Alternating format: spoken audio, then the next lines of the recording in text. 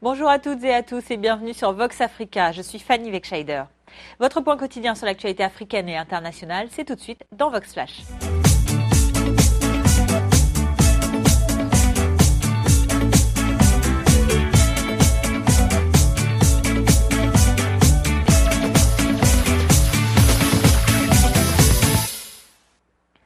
Ouvrons notre journal de ce jeudi 11 février avec de la politique africaine. En Ouganda, les élections générales auront lieu le 18 février prochain. Parmi les 8 candidats à la présidentielle, dont une femme, on compte surtout 2 grands favoris. Il y a le président sortant, Yoweri Museveni, âgé de 71 ans et à la tête du pays depuis 30 ans après un coup d'État militaire. Il y a aussi son ancien allié, Kizza Besigye. Hier, dans les rues de Kampala, les supporters de cet ancien médecin militaire lors de la guerre du Bush se sont rassemblés massivement, vous le voyez, pour assister à un meeting de campagne de leur candidat. Monsieur Besigye, qui considère désormais le chef de l'État comme un dictateur, se décrit lui-même comme un défenseur des droits de l'homme.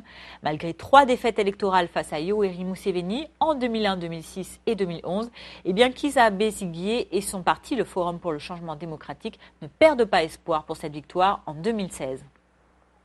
Et chez les sympathisants de M. Besigye venus assister à son discours hier, beaucoup d'attentes et d'espoir. Écoutez. Je veux l'élection de Kizza Besigye parce que le gouvernement de Museveni a perdu la main alors que c'est ce pourquoi les Ougandais l'ont soutenu en 1986. Les services de santé sont très médiocres. Nous avons besoin d'un président qui peut assumer et prendre soin de son peuple.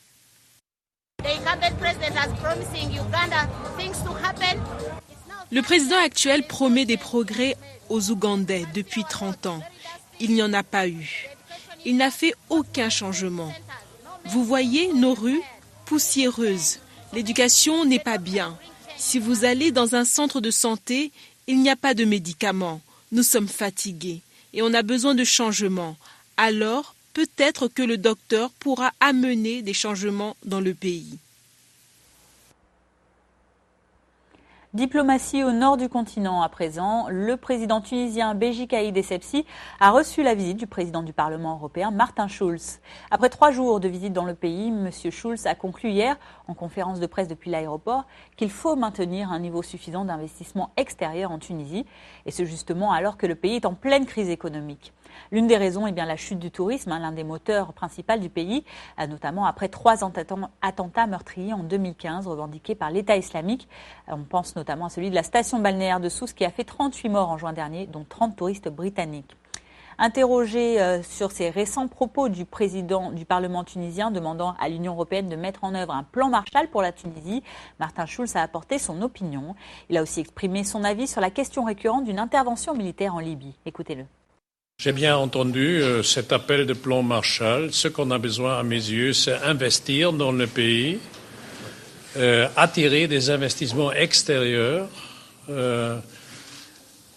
Une précondition pour attirer de la confiance des investisseurs, c'est la lutte contre la corruption. Nous avons beaucoup discuté au-dessus. Tout le monde craint une intervention militaire.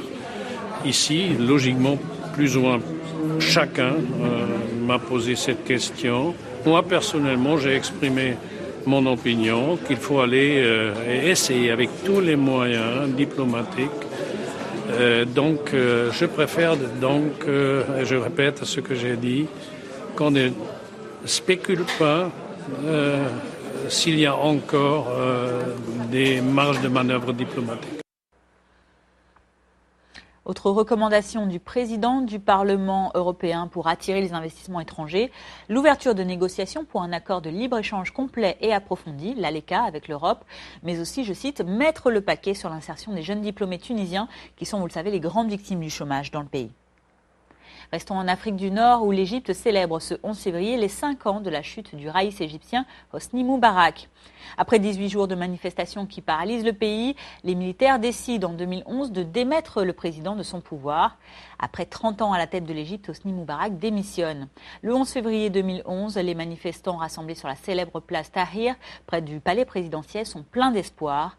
Depuis, c'est l'armée qui prend les rênes du pays et 5 ans plus tard, malheureusement, la population est déçue de constater que le pouvoir réprime encore plus durement toute forme d'opposition, notamment depuis la destitution en 2013 de l'islamiste Mohamed Morsi, le premier président élu démocratiquement. Quant à Abdel Fattah al-Sisi, élu président en 2014, cet ex-chef de l'armée, architecte de la destitution de M. Morsi, est accusé, lui, d'avoir instauré un régime encore plus autoritaire que celui de son prédécesseur, M. Moubarak. On lui reproche notamment une répression la plus sanglante de l'histoire moderne de l'Égypte. La situation inquiète donc les défenseurs des droits de l'homme, pour qui elle a même empiré. Les militants de la jeunesse laïque et de gauche du pays ont aujourd'hui du mal à évoquer ce 11 février 2011. Écoutez. Ce fut un des meilleurs moments de ma vie. Je ne fus jamais aussi heureux. J'ai 48 ans, je suis journaliste depuis 30 ans et je ne fus jamais aussi heureux. Sans aucun doute, ce n'est pas une affaire personnelle, il s'agit de la victoire de la volonté du peuple. Nous avons déserté les places rapidement avant de s'assurer que le régime qui remplacera celui de Moubarak respectera les exigences de la révolution du 25 janvier. Le 11 février était un jour historique. Personne ne peut l'oublier parce qu'il s'agit du jour durant lequel tu as réalisé tous tes rêves. On ne pouvait pas rêver.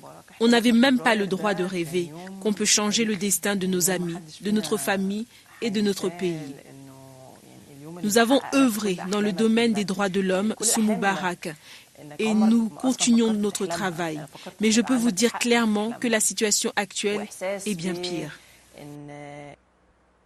Un mot d'économie en Afrique centrale à présent. Au Cameroun, en plus d'être très apprécié, l'ananas se vend comme des petits pains et à bas prix. Vendu pelé ou encore entier, vous verrez dans ce reportage de Joël Avébé et de Fabrice Amvama que le fruit s'impose de plus en plus dans les marchés de la capitale camerounaise.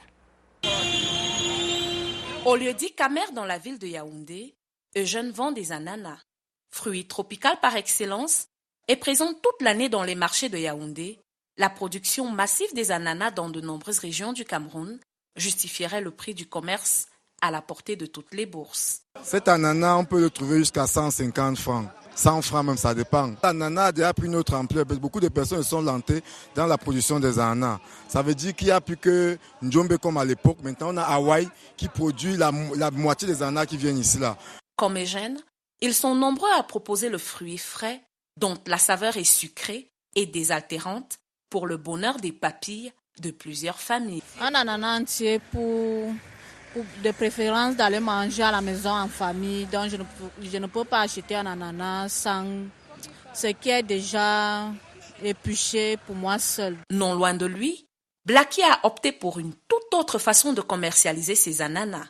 Il les épluche et les expose dans une brouette. Une politique marketing dont il tire profit et qui, mine de rien, séduit plus d'un.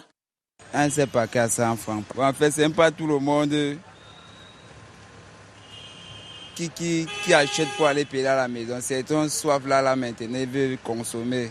Bon, comme en saison sèche comme ça, là, quand on marche, on a besoin des fruits pour se rafraîchir, pour se désaltérer. Moi, il préfère prendre les ananas déjà épluchés. Recommandé pour le transit intestinal, le fruit aux vertus nutritionnelles est caractérisé par 52 kilocalories d'apport énergétique modéré, correspondant à la moyenne des fruits, comme la pomme, la prune et la poire. Politique internationale maintenant, direction les États-Unis. Après les résultats du caucus politique au New Hampshire hier, le ras-le-bol de l'électorat américain pour les candidats de l'establishment s'est confirmé. Le bilan de ces primaires dans cet État relance notamment le candidat républicain Donald Trump et conforte aussi le candidat démocrate Bernie Sanders, un vainqueur hier dans le New Hampshire sur Hillary Clinton. Je vous propose d'écouter ces deux candidats vainqueurs. Ils lancent tout ce qu'ils peuvent contre moi et bientôt ça va encore empirer. Mais notre campagne fait les choses en grand. On ne nous joue pas petit. Notre campagne, c'est avoir le courage de rejeter le statu quo. Ce qui a commencé la semaine dernière dans l'Iowa a été confirmé ce soir par les électeurs du New Hampshire. Ce n'est rien d'autre que le début d'une révolution politique. Je veux remercier le New Hampshire. On vous aime. Nous allons revenir souvent. On ne vous oubliera pas. C'est par vous que tout a commencé. Rappelez-vous de cela. Et retour en Afrique pour terminer ce journal. En Côte d'Ivoire comme dans le reste du monde, les fidèles catholiques entament depuis hier 40 jours de jeûne. Durant ce carême, la prière, le partage ou encore l'amour pour son prochain seront prioritaires. Reportage de Parfait Adjo et de Franck-Olivier Gallier.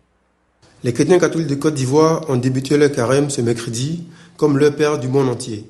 Meublé d'intenses prières, de partage et de richesse spirituelle, le carême revêt une importance capitale pour l'Église catholique.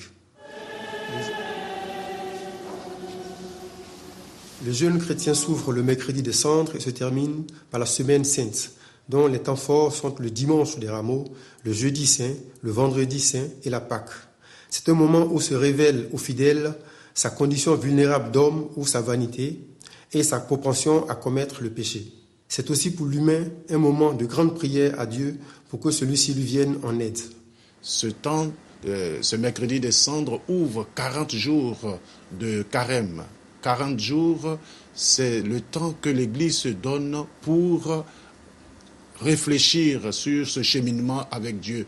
40 jours rappellent les 40 ans au désert de Moïse avec le peuple juif, rappellent aussi les 40 jours au désert avant sa mission.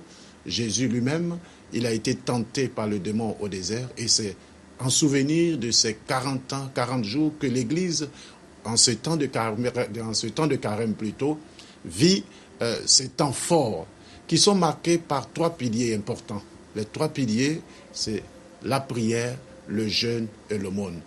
Nous sommes donc invités en ce carême 2016 à accorder le pardon, à donner le pardon et à recevoir le pardon de nos frères et sœurs pour ce pays, la Côte d'Ivoire, qui sort d'une crise et pour notre Afrique qui souffre. Il est bon que nous puissions mettre cette miséricorde, ce pardon et la réconciliation dans nos cœurs. À la paroisse Saint-Jacques d'Abidjan 2 Plateau, les chrétiens catholiques souhaitent vivement que ces instants forts de la foi et d'abstinence facilitent la réconciliation et la paix en Côte d'Ivoire et ailleurs. C'est la période de la rencontre entre Dieu et l'homme. C'est dans cette période-là que le sacrifice de Jésus, qui a permis de sauver l'humanité, s'est réalisé. Et donc c'est aussi une invitation aux chrétiens à se rapprocher, n'est-ce pas, de leur Créateur. Et on dit au Seigneur de nous donner la grâce, surtout la réconciliation pour tout le monde, surtout la Côte d'Ivoire. Le bon carême, ce n'est pas que nous puissions respecter strictement ces 40 jours, non. Et après, reprendre nos activités comme cela se faisait avant.